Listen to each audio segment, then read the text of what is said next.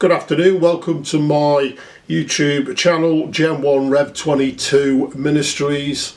So today, what I'm going to be looking at is what Bible scholars down the centuries for the past 2,000 years have discussed among themselves as to the meaning of what this is. And we're going to be talking about the mark of the beast. What I'm going to be doing is using my blogspot references from my blogspot, so I'll be reading from my blogspot, and you can go to my blogspot and it is gen1rev22 blogspot.com. Okay, now the mark of the beast is basically the Apostle John was on the island of Patmos, and he was given a revelation by Jesus Christ concerning events that must take place in the future prior to his second coming. He came a first time as the Lamb of God, and he's going to be coming a second time as the King of Kings. And he was Jesus Christ gave the Apostle John, whilst the Apostle John was on the island of Patmos, a revelation, which means a revealing concerning future events, as I said before, which will occur on the earth before Jesus Christ returns, and which will be a sign as to when Jesus Christ will return. So I'll read from my blog, and then I will break it down a little bit more for you. Okay, signs pointing to the second coming of Jesus Christ. Now this mark of the beast is also a one world monetary system, which is going to come about when a one world global government will come into existence. Now 2,000 years ago, as I've already said, approximately 96 AD, the Apostle John, a disciple of Jesus Christ who walked with Jesus Christ during his earthly ministry, recorded in the book of Revelation many events and signs that would point to the second coming of Jesus Christ. And we read in Revelation chapter 1 verses 1 to 3, the revelation of Jesus Christ, which God gave him to show to his servants the things that must soon take place. He made it known by sending his angel to his servant John, who bore witness to the word of God and to the testimony of Jesus Christ, even to all that he saw. Blessed is the one who reads aloud the words of this prophecy, and blessed are those who hear and who keep what is written in it, for the time is near. Revelation chapter 4 verse 1, after this I looked, and behold, a door standing open in heaven, and the first voice which I had heard speaking to me like a trumpet said, come up here, and I will show you what must soon take place after this. So what we've got there is, in the book of Revelation, the description of God giving Jesus Christ the revelation, Jesus Christ giving his angel the revelation to give to the Apostle John concerning things that must soon take place. We have the clear explanation that the time is near. And also we have the Apostle John being taken into heaven to be able to see these things that must be going to be taken place in the future. Remember, it's all in the future. It's not happened when the Apostle John is speaking about it. It's in the future. Now, one of the signs that the Apostle John spoke of that will be in place just before the second coming of Jesus Christ is a global monetary system that involves every person from all walks of life being part of a worldwide global economic system. Every person alive at that time would be required to be a part of this economic system and put into a position where they could not function without being a part of it. Okay, I'll just read from the Bible in the book of Revelation, what John, the Apostle John, wrote down concerning this mark of the beast. And it's Revelation chapter 13 verses 11 to 18. Then I saw another beast rising out of the earth. It had 2 horns like a lamb, and it spoke like a dragon. It exercises all the authority of the first beast in its presence, and makes the earth and its inhabitants worship the first beasts, whose mortal wound was healed. It performs great signs, even making fire come down from heaven to earth in front of people.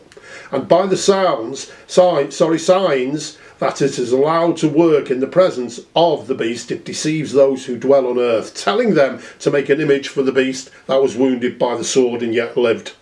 And it was allowed to give breath to the image of the beast, so that the image of the beast might even speak and might cause those who would not worship the image of the beast to be slain. So we're talking about the image of the beast and those who would not worship the image of the beast to be slain. Okay, so if you don't worship this image of the beast, you'll be slain. And also it says, very important, chapter 6, verse 16 to 18, also it causes all, both small and great, both rich and poor, both free and slave, to be marked on the right hand or the forehead, so that no one can buy or sell unless he has the mark, that is the name of the beast or the number of its name. This calls for wisdom. Let the one who understands calculate the number of the beast, for it is the number of a man, and his number is 666. Okay, so what we've got there is a clear description that there's going to be a future economic system whereby nobody can buy or sell unless they receive a mark in the right hand or in the forehead. Bible scholars throughout the centuries since this was written, during the past 2,000 years, have looked at that and thought, well, what is this? They wouldn't have had a clue what it meant, and it's only in our century, the 21st century, that we can look at this and say, well, actually, this is quite possible in our time, because it speaks of a global economic system, and it speaks of a global marking system.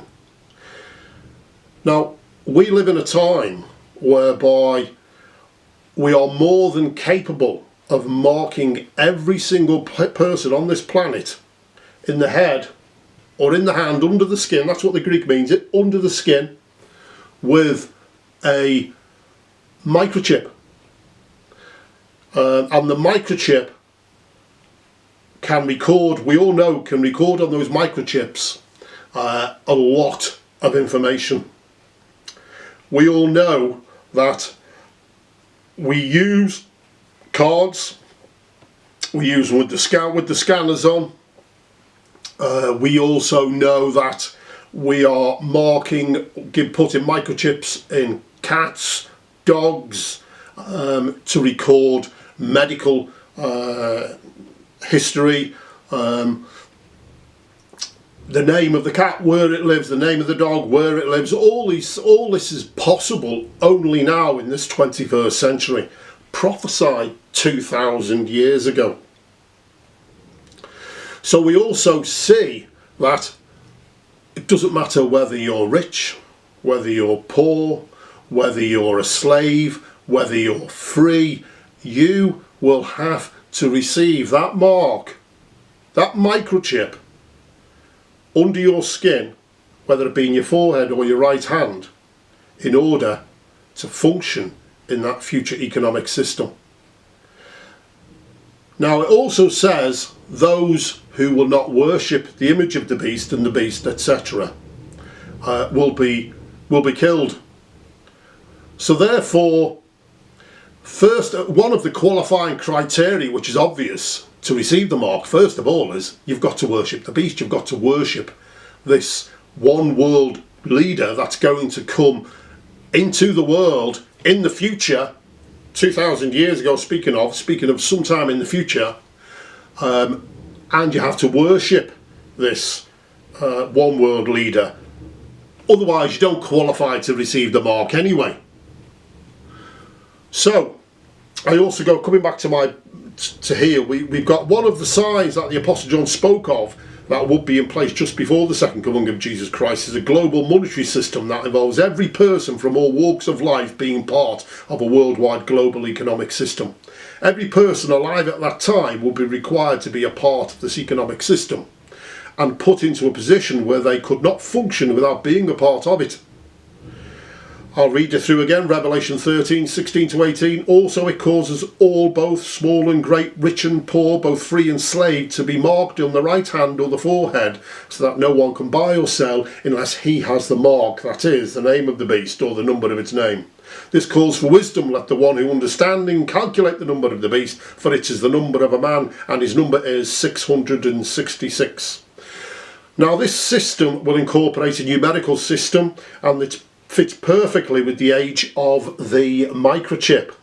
Over the past,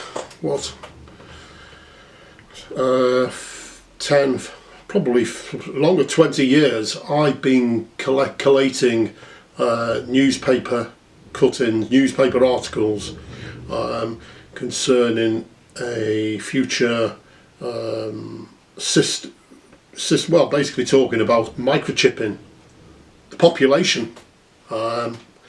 And I shall put across the screen some of those cuttings that I've collected.